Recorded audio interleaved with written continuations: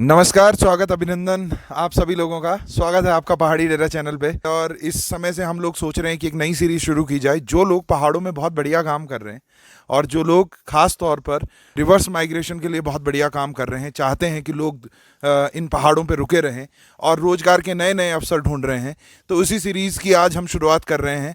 और आज मैं पहुंचा हूं टिहरी गढ़वाल के चोपड़ियाल गांव में, जिनका नाम है खुशी राम डबराल जी। बहुत जाना पहचाना नाम, बहुत लंबे टाइम से किसानी में बहुत बढ़िया काम कर रहे हैं। सो आज उनसे पूछेंगे कि क्या राज है उनकी इस सफलता का, और उसके अलावा जानेंगे कि किस किस प्रकार की वो यहाँ पे खेती करते हैं। तो चलिए ले चलते हैं आपको खुशी राम डबराल जी के पास। मैं खुशी राम डबरा ग्राम चोपड़ियाल गाँव का रहने वाला हूँ। और यहाँ पर मैं मेरे माता जी पिताजी जो पारंपरिक ढंग से जो खेती करते थे, और अब उन्हीं के पग चिन्हों पे आगे चलते हुए मैं भी यहाँ पे वैज्ञानिक ढंग से कुछ यहाँ पे खेती कर रहा हूँ। और यहाँ पे हॉर्टिकल्चर डिपार्टमेंट सरकार की सभी योजनाओं की सदुपयोग करते हुए यहाँ पे जो हमने यहाँ पे पॉली हाउस भी लगाए हैं, और आप यही देख ही रहे हैं, इसमें शिमला मिर्च भी लगा रखी हैं।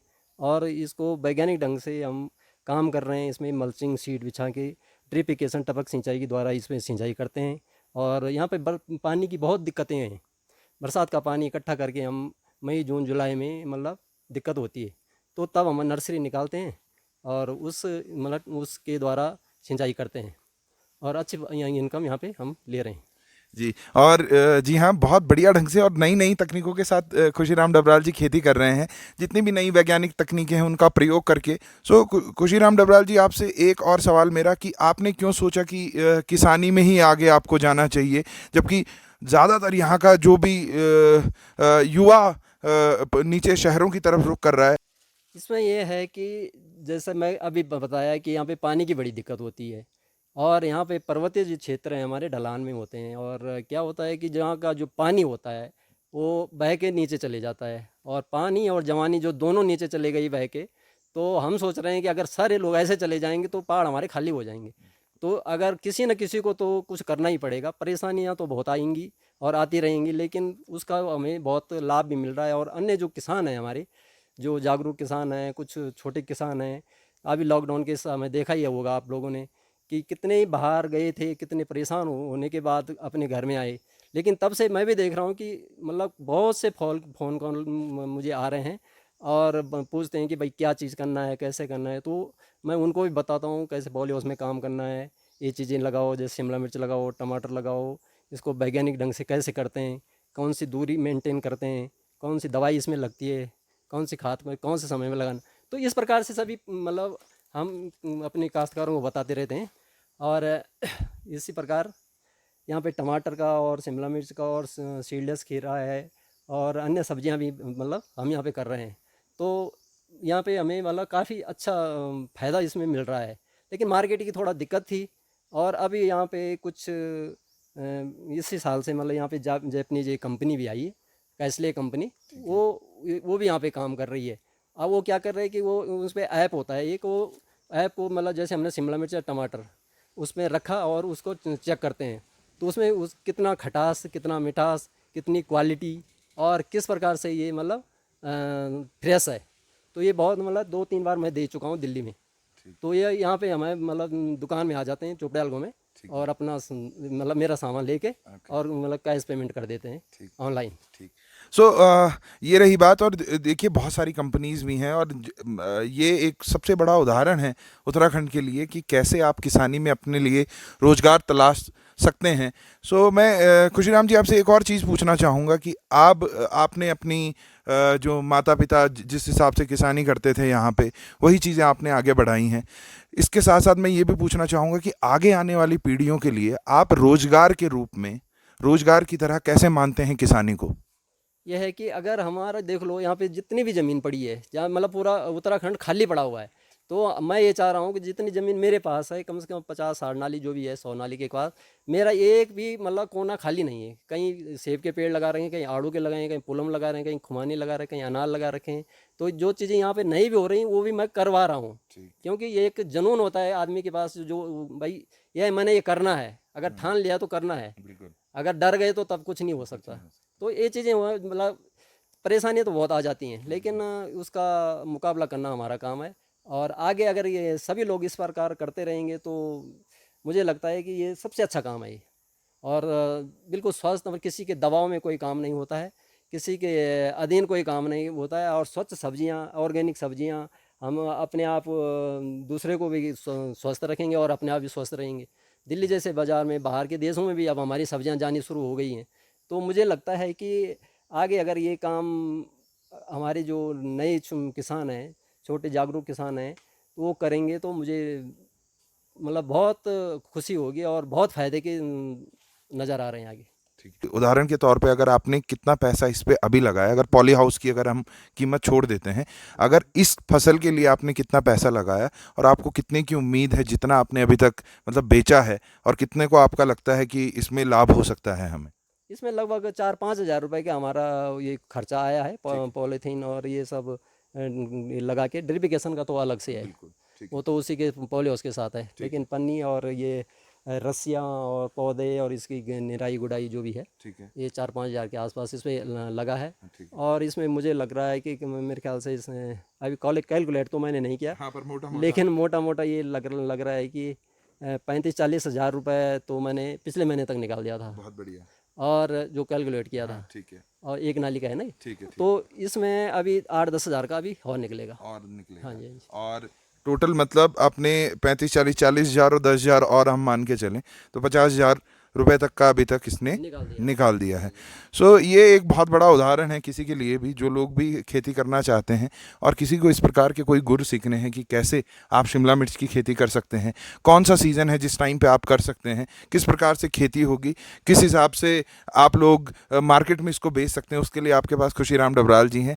ये यहाँ पे हमने इस प्रकार ये बेड बनाया पहले, और उस पे शिमला मिर्च लगाई, और इसमें जो हमने कंपोस्ट खाद जो होती है, केंचुआ वाली जो खाद है, वो डाली है। और इसको बेड बना के इसको इस पे एक ड्रिप भी लगा रखी है, टपक सिंचाई जिसको कहते हैं। अच्छा, इससे तो क्या मतलब? इससे इससे हम पानी देते हैं, और अगर हम कुछ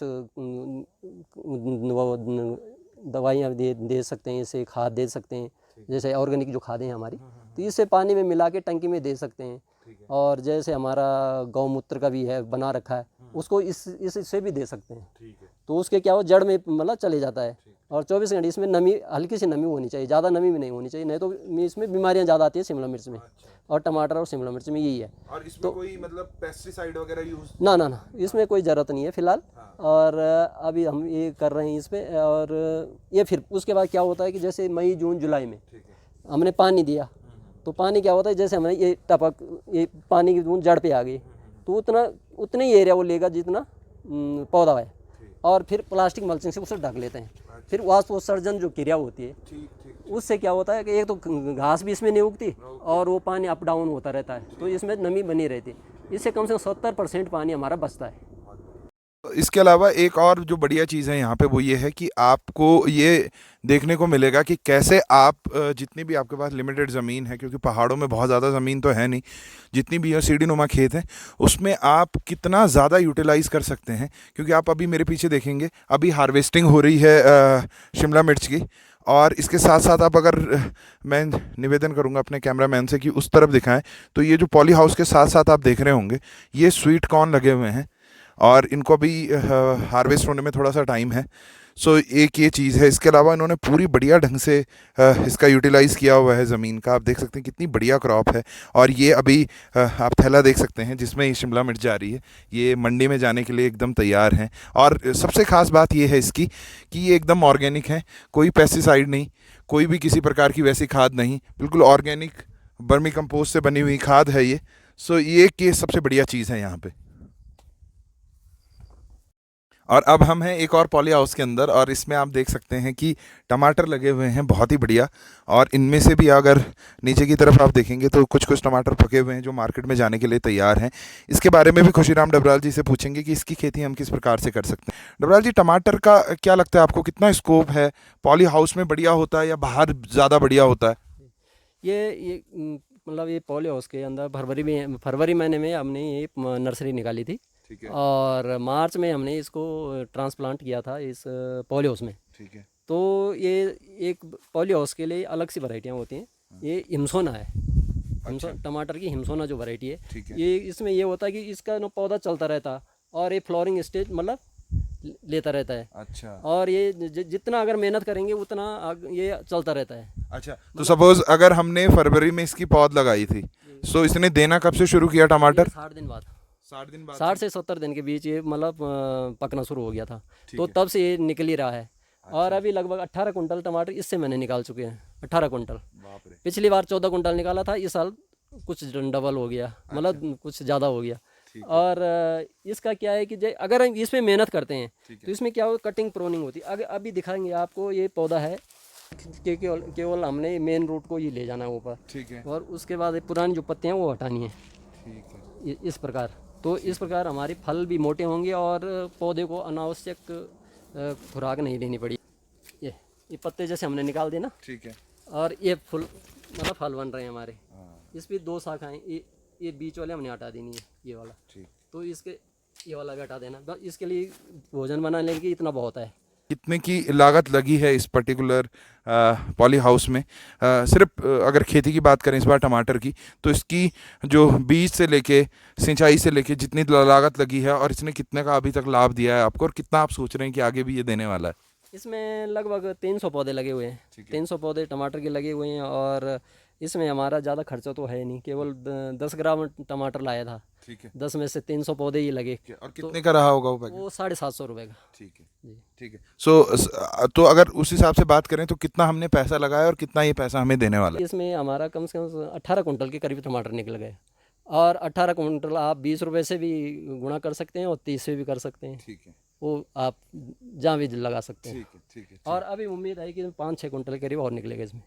फिर ठंडा हो जाएगा, फिर जब माइनस में टेम्परेचर हो जाएगा तो फल सूखने शुरू हो जाएंगे। ठीक। ये यहाँ पे हमने स्वीट कॉर्न भी लगा रखा है, और ये कृषि विभाग से हमें बीज मिला था। और इसका अभी हम ये ट्रायल लगा रहे हैं यहाँ पे कि स्वीट कॉर्न अगर यहाँ में उत्पादन करें तो कैसे होता है। तो स्वीट कॉर्न यहाँ पे बहुत अच्छा हो रहा है। यहाँ पे हमने एक तेज मिर्च की जो पौधा लगाया, और इसका प्रोडक्शन देख सकते हैं आप कितना बहुत ही बढ़िया हो रहा है। ये जुकनी है, और इसको हम यहाँ पे लगाया हुआ है। और इसमें फ्रूट फ्लाई का अटैक होता है, क्योंकि जैसे फूल और फल लगता है उसमें फ्रूट फ्लाई आ जाती है। ठीक है। और जैसे ही उसके अंदर फूल के अंदर आती है तो वो सड़ जाता है। तो ये सभी लोग परेशान हैं विकासकार हमारे। तो इस प्रकार हमें क्या करना, जैसे फूल झड़ने की स्थिति में होता है वो हटा देना चाहिए, तो ये हमारा जैविक नियंत्रण हो जाता है। अच्छा। ठीक ठीक। इसको केंचुए चाहिए, केंचुए भी ले सकते हैं यहाँ से। अच्छा। ये असिटिना फटीडा, ये केंचुआ की प्रजाति है। ठीक। यहाँ पे हमने एक ऑर्गेनिक कद्दू भी तैयार किया हुआ है। ये कितना बड़ा है ये देख सकते हैं आप। हरी मिर्च और लाल मिर्च। ये भी सारा मार्केट में ही जाता होगा? हाँ, ये भी मार्केट में जाता है, कुछ अपने लिए रखते हैं, बाकी जो बचेगा मार्केट में चले जाता है। ये आड़ू के पौधे हैं यहाँ पे हमारे, यहाँ से नीचे तक आड़ू आड़ू है सारा। अच्छा, यहाँ भी नीचे भी? हाँ जी।